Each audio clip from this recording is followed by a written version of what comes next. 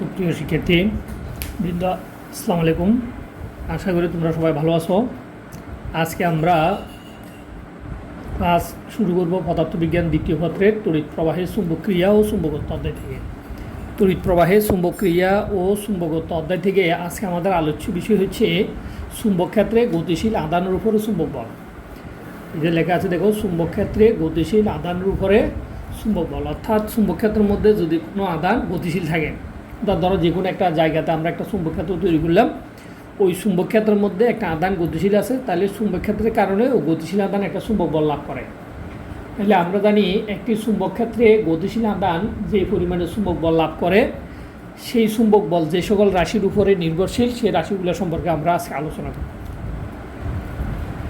আমরা জানি, আমরা ধরে নিলাম একটি চুম্বক ক্ষেত্রে বা কোনো একটি চুম্বক ক্ষেত্রে গতিশীল আধান যে চুম্বক বল লাভ করে,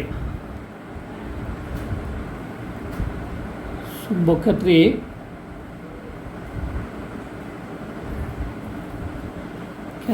গতিশীল আধান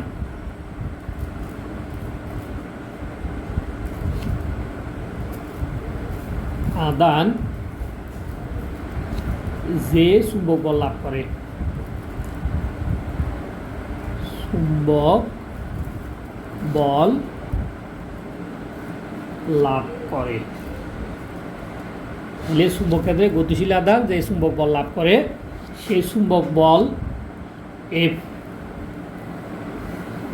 এম, চুম্বক বলকে আমরা এফ এম দ্বারা প্রকাশ করলাম। চুম্বক বল গতিশীল আধান চুম্বক ক্ষেত্রে যে বল লাভ করে তা ওই আধানের সমানুপাতিক, অর্থাৎ আধানের মান যত, চুম্বক ক্ষেত্রের মধ্যে গতিশীল আধান যে বল লাভ করে, তাহলে চুম্বক বলের মান আধানের মানের সমানুপাতিক, অর্থাৎ আধান যত বেশি হবে চুম্বক বলের মান তত বেশি হবে। এরপরে চুম্বক বলের মান আধানের বেগের সমানুপাতিক, চুম্বক বলের মান আধানের বেগের সমানুপাতিক। তো এখন আমরা ধরে নিলাম আধান ভি বেগে চুম্বক ক্ষেত্রে গতিশীল, তাহলে চুম্বক বেগের মান আধানের মানের উপর নির্ভরশীল। এরপরে চুম্বক বলে এফ এম, আধান চুম্বক ক্ষেত্রের মধ্যে যেই চুম্বক ক্ষেত্রের মধ্যে আধানটা গতিশীল ওই চুম্বক ক্ষেত্রের মানের সমানুপাতিক, ওই চুম্বক ক্ষেত্রের মান ধরলাম আমরা কত, বি। তাহলে গতিশীল আধান যে পরিমাণে চুম্বক বল লাভ করে, ওই চুম্বক বলের মান আধানের বেগ হচ্ছে বি, চুম্বক ক্ষেত্র হচ্ছে বি, এই দুইটার মধ্যবর্তী কোণের সাইন থিটা এর সমানুপাতিক। তাহলে চারটা রাশির উপরে আমাদের চুম্বক বল মান নির্ভর করে। তাহলে আমরা যদি বলি,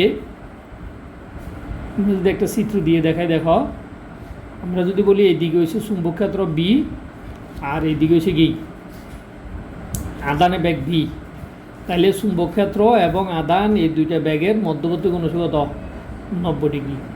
তাহলে চুম্বক ক্ষেত্রে গতিশীল আধান সমকোণে ক্রিয়াশীল থাকতে পারে, চুম্বক ক্ষেত্রে গতিশীল আধান যে কোনো কোণে ক্রিয়াশীল থাকতে পারে।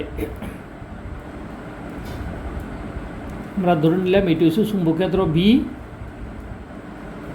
আর এটি হচ্ছে আধানের বেগ বি।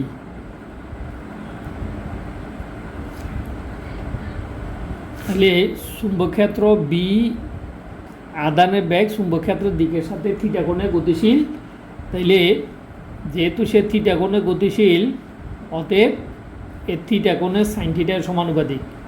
যখন চুম্বক ক্ষেত্রে আধান চুম্বক ক্ষেত্রের দিকের সাথে থিটা কোণে গতিশীল হয়, তখন ওই চুম্বক বল দুইটা উপাংশ ভাগ হয়, একটা বি নট কস থিটা, যেটা একটা হচ্ছে চুম্বক ক্ষেত্র বরাবরে, আর একটা হচ্ছে বি নট সাইন থিটা, যেটা চুম্বক ক্ষেত্রের তলের লম্ব বরাবর, এটা হচ্ছে বি সাইন থিটা। তাহলে এখন এখান থেকে আমরা যে জিনিসটা আমাদের কাছে একেবারে ক্লিয়ার, সেই জিনিসটা হচ্ছে চুম্বক ক্ষেত্রের মধ্যে যদি কোনো আধান গতিশীল থাকে, তাহলে সেই গতিশীল আধান যে পরিমাণে চুম্বক বল লাভ করবে তা ওই আধানের পরিমাণের সমানুপাতিক, ওই আধানের ব্যাগের সাথে সমানুপাতিক, ওই আধান যেই চুম্বক ক্ষেত্রের মধ্যে গতিশীল আছে সেই চুম্বক ক্ষেত্রের মানের সমানুপাতিক, এবং ওই আধান চুম্বক ক্ষেত্রের দিকের সাথে যে কোণে ক্রিয়াশীল সেই কোণের সাইন থিটা এর সমানুপাতিক। তার মানে এই 4টা রাশির উপরে চুম্বক বলমান নির্ভর করবে। কোনো চুম্বক ক্ষেত্রে যদি আধান গতিশীল থাকে। তাহলে এখন এখান থেকে আমরা এই 4টে সূত্রকে যদি আমরা সমন্বিত করি একসাথে, আমরা পাবো F সমানুপাত A Q A B B A sine theta. তাহলে এটা হচ্ছে কি চুম্বক বলের মান। এখন এখান থেকে আমরা 1 টেসলা বা একক টেসলা চুম্বক ক্ষেত্রের এখানে 1 টেসলার সাহায্যে বা একক টেসলার সাহায্যে আমরা এইখানে একটা সমানুপাতিক ধ্রুবক দিয়ে সমানুপাতিক ধ্রুবকটা আমরা তুলে ফেলতে পারি। এখন আমরা যদি বলি চুম্বক বলের মান, এখন যদি 90 ডিগ্রি কোণে ক্রিয়াশীল থাকে তাহলে সেই ক্ষেত্রে সাইন থিটা সমান হচ্ছে কত 90 ডিগ্রি। তখন সেই ক্ষেত্রে সমকোণে গতিশীল চুম্বক ক্ষেত্রের জন্য চুম্বক বল থিটা সমান যদি 90 ডিগ্রি হয় তাহলে আমরা চুম্বক বল পাবো এরকম। এই চুম্বক বলের মানকে আমরা এরকম করে লিখতে পারি F M A Q B B A sign 90 degree, যারা সমানুপাতিক তারা আবার সমান। তাহলে এখন সাইন 90 ডিগ্রি মান কত 1, তাহলে আমরা পাইতেছি কত কিউ বি বি। তাহলে এটা হচ্ছে চুম্বক বল এফ এম। তাহলে এই ক্ষেত্রে আমরা সমকোণে চুম্বক ক্ষেত্রের দিকের সাথে গতিশীল কোনো আদান কিউ বি বি এই পরিমাণে চুম্বক বল লাভ করে। এইটা আমাদের সূত্র। এই সূত্রটা আমাদেরকে কী করতে হবে, মুখস্থ মনে রাখতে হবে। অর্থাৎ চুম্বক বল চুম্বক ক্ষেত্রে গতিশীল আদানের এইটি হচ্ছে চুম্বক বলের রাশিমালা। চুম্বক বল আমরা এই সূত্র দিয়ে কি করব, হিসাব করব। এটা আমাদেরকে মাথায় রাখতে হবে, এই সূত্র দিয়ে সবসময় হিসাব করতে হবে। এখন এখান থেকে আমরা চুম্বক ক্ষেত্রের মানের একটা কি দিতে পারি, সংজ্ঞা দিতে পারি চুম্বক ক্ষেত্রের মান। তাহলে আমরা যদি বলি চুম্বক ক্ষেত্র, তাহলে চুম্বক ক্ষেত্রের মান হচ্ছে কত বি সমান F M divide by Q B.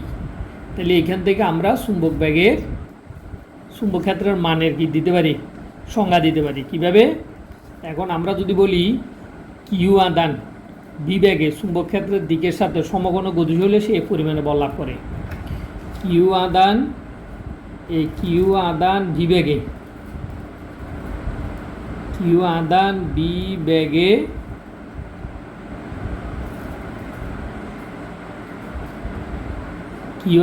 বেগে সমকোণে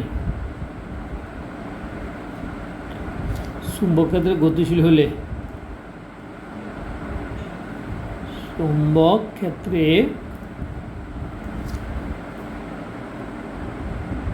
ক্ষেত্রে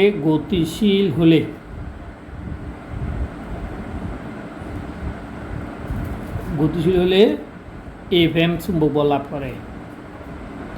এফ এম চুম্বক বল কিউ আদান বি বেগে সমকোণে চুম্বক ক্ষেত্রের দিকের সাথে গতিশীল হলে এফ এম চুম্বক বল লাভ করে। তাহলে আমরা যদি বলি এক কুলম আদান 1 মিটার পার সেকেন্ড বেগে সমকোণে চুম্বক ক্ষেত্রে গতিশীল হলে তাহলে চুম্বক বল হবে কত এফ এম ডিভাইড বাই কত, যেহেতু এটা একক হয়ে গেছে তাহলে এটাও নিচে যাবে বিও নিচে যাবে, তখন এটাকে আমরা নাম দিচ্ছি চুম্বক ক্ষেত্রের মান এফ এম কিউ বি।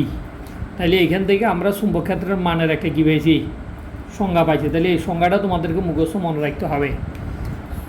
সংজ্ঞাটা কি, সংজ্ঞাটা হচ্ছে এক কুলম আদান অথবা একক আদান চুম্বক ক্ষেত্রের দিকের সাথে 1 মিটার পার সেকেন্ড বেগে সমকোণে গতিশীল হলে ওই আদান যে পরিমাণে চুম্বক বল লাভ করে, তাইলে এইখানে সেই ক্ষেত্রে সেটাকে নাম দিচ্ছি আমরা চুম্বক ক্ষেত্রের মান। তাহলে এই কিউ সমান হবে 1 কুলম গুণন বি সমান হবে 1 মিটার পার সেকেন্ড বেগে যদি কি হয় গতিশীল হয়, তাহলে এফ এম যে পরিমাণে চুম্বক বল লাভ করে ওটাকে আমরা নাম দিচ্ছি ওই চুম্বক বলকে চুম্বক ক্ষেত্রের নাম মান দিচ্ছি।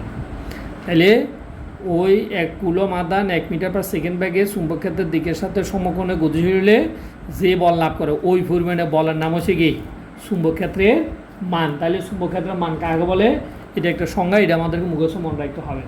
তাহলে যেহেতু চুম্বক ক্ষেত্র আমরা পরিমাপ করতে পারি, তাহলে অতএব চুম্বক ক্ষেত্রের একটি কি আছে, একক আছে।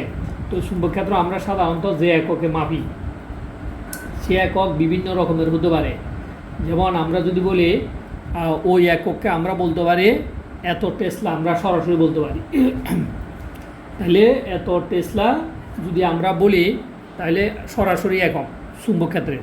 এখন সেই সরাসরি এককে আমরা চাইলে 1 টেসলা সমান আমরা বলতে পারি, যেখানে চুম্বক ক্ষেত্রের মান 1 টেসলা। তাহলে 1 টেসলা কাকে বলে, তাও একই সংজ্ঞা, চুম্বক ক্ষেত্রের মানটাই হচ্ছে 1 টেসলা।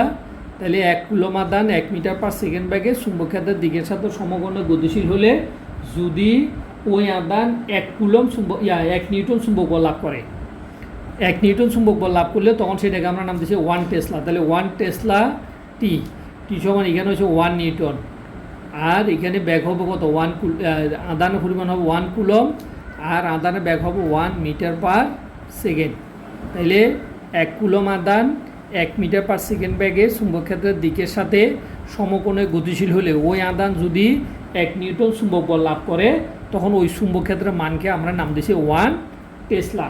তাহলে 1 টেসলা সমান আমরা এটা লিখতে পারি newton per coulomb per metre second.